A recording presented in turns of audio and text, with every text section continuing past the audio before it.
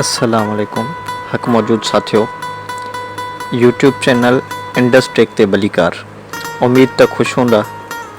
दोस्तों जेकॾहिं तव्हां असांजे चैनल ते नवां आहियो त सभ खां पहिरियां सब्सक्राइब कयो ऐं बेल आइकन खे ज़रूरु दॿाइजो त जीअं तव्हां ॾिसी सघो असांजा वीडियो सभ खां पहिरीं।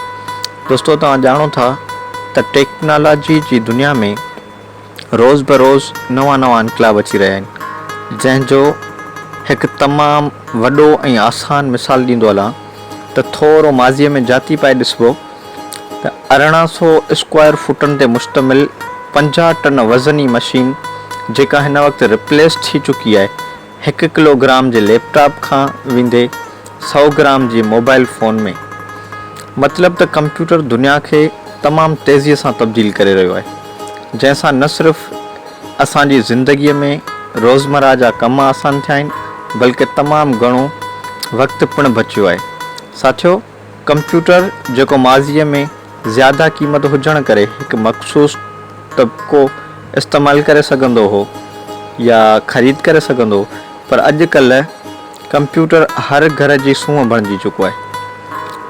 पर तंहिं हूंदे बि असांजे शागिर्दनि ऐं शागिर्दियाणियुनि तोड़े हर फ़र्द खे किथे न किथे का मुश्किलात दरपेश अचे थी, त उन जे ॾस में असां तव्हांजी ख़िदमत में खणी आया आहियूं इंडस्ट्रेक नाले हिकु यूट्यूब चैनल, जंहिं ते मुकमल सिंधी ॿोलीअ में टेक्नोलॉजीअ सां लाॻापियल ॼाण ॾींदा रहंदासीं।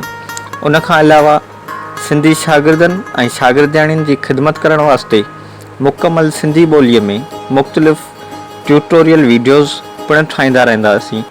तव्हांजो साथ रहियो त इंशाअल्लाह सिंधी ॿोली ऐं सिंधी मारोड़नि जी ख़िदमत कंदा रहंदासीं।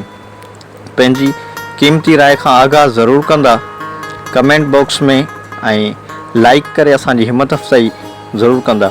जेकॾहिं तव्हां अञा ताईं असांजो यूट्यूब चैनल इंडस्ट्रेक सब्सक्राइब नाहे कयो त बराए महिरबानी पहिरियां उनखे सब्सक्राइब कयो ऐं बेल आइकन ज़रूरु दॿाइजो त जीअं तव्हां असांजा वीडियो ॾिसी सघो सभ खां पहिरीं।